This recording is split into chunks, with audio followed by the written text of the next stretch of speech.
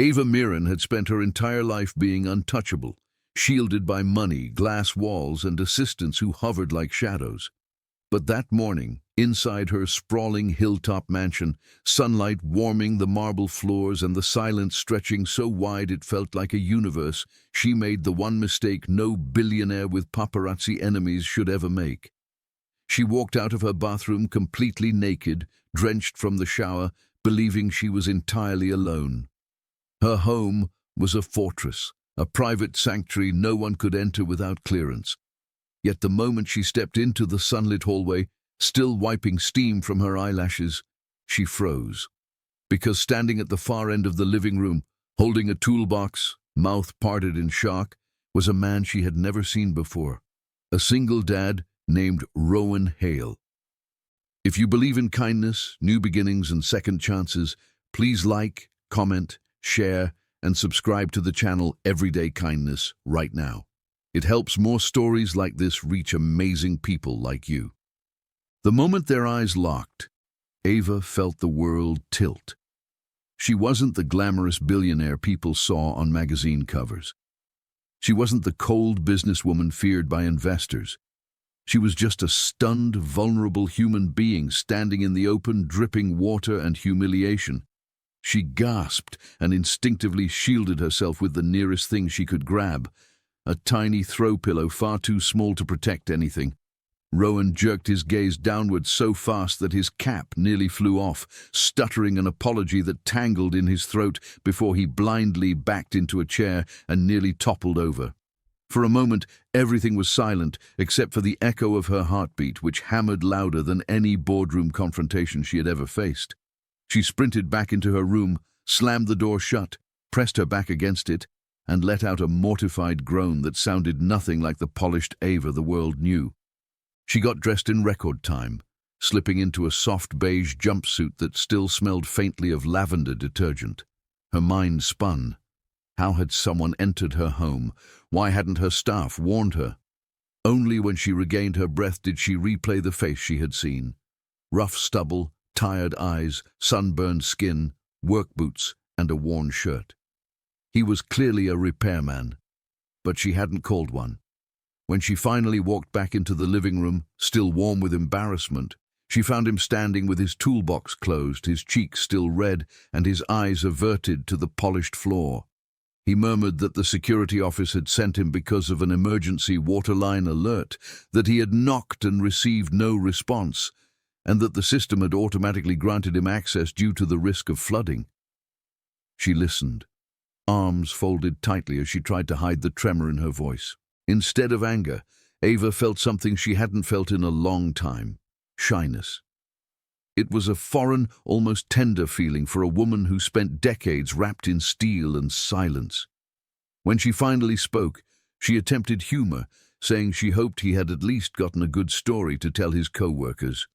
Rowan simply replied, in a quiet, respectful voice embedded within his explanation, that he had no intention of ever speaking a word about it, because everyone deserved dignity even on their worst day.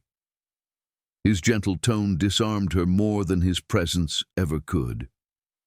Shamefully, she realized how rare it was for someone to treat her like a person rather than a headline waiting to happen.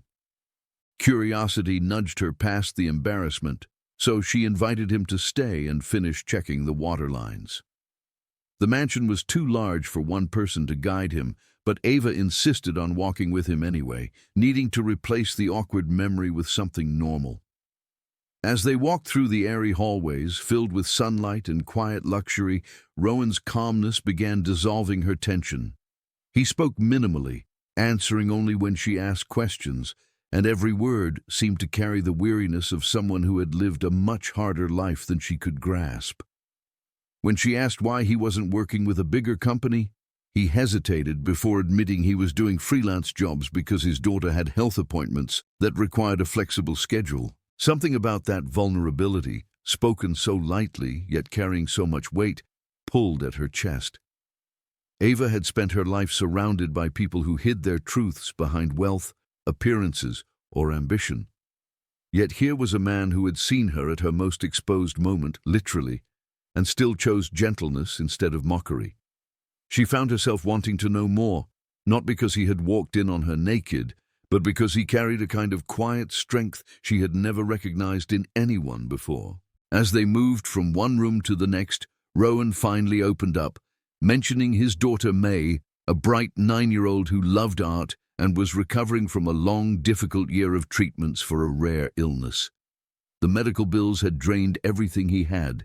He worked extra shifts, took side jobs, and still worried about affording her next appointment.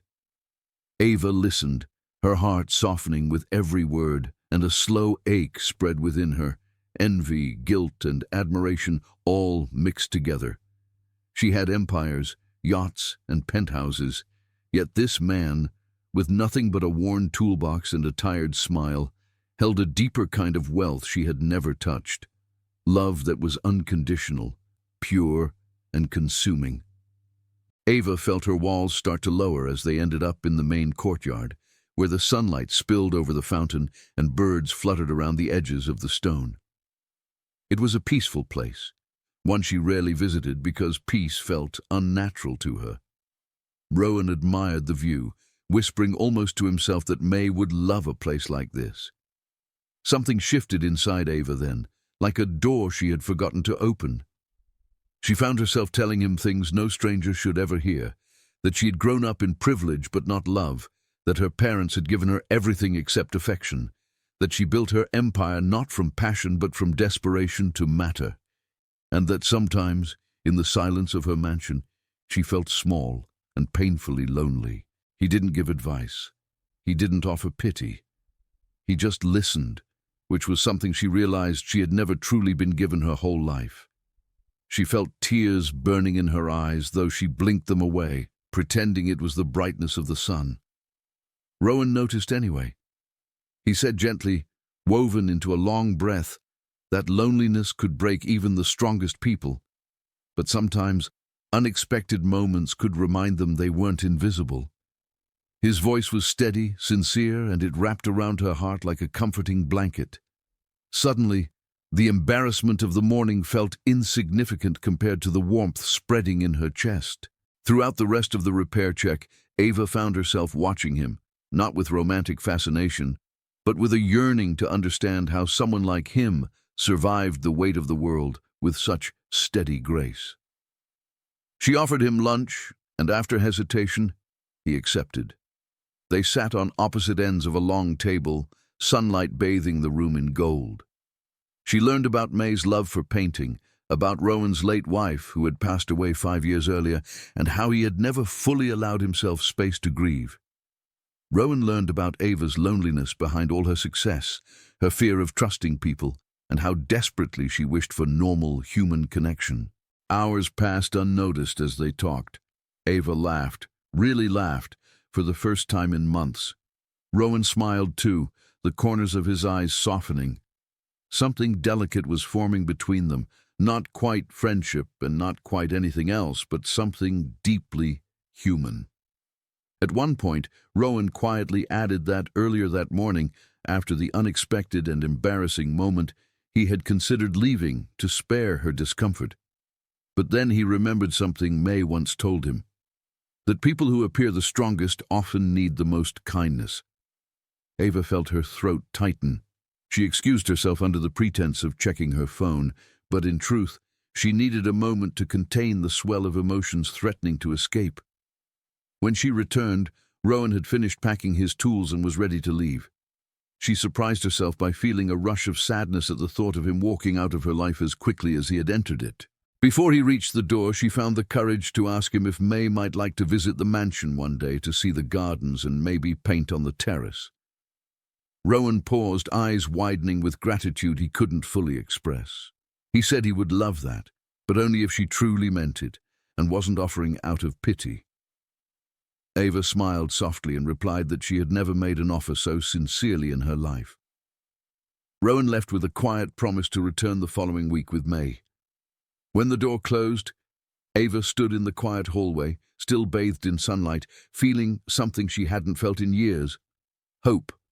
She touched the wall beside her, imagining the sound of laughter filling the house, imagining the joy of simple company, imagining a life not built on concrete and glass, but on warmth and connection. That morning's humiliation had become the doorway to something completely unexpected. Sometimes she realized the universe shattered our dignity to awaken our humanity. If this story touched your heart even a little, please like, comment, and subscribe to Everyday Kindness. Your support helps more people find stories that heal and inspire. And before the final moment of this story, please drop a comment saying, "Kindness changes everything." Because sometimes those 3 words can remind someone they're not alone. Ava never forgot that morning. Not because she had been seen when she least wanted to be, but because she had finally been seen for who she truly was. And sometimes all it takes is a stranger, a gentle moment, and an unexpected meeting to change the course of 2 lives forever.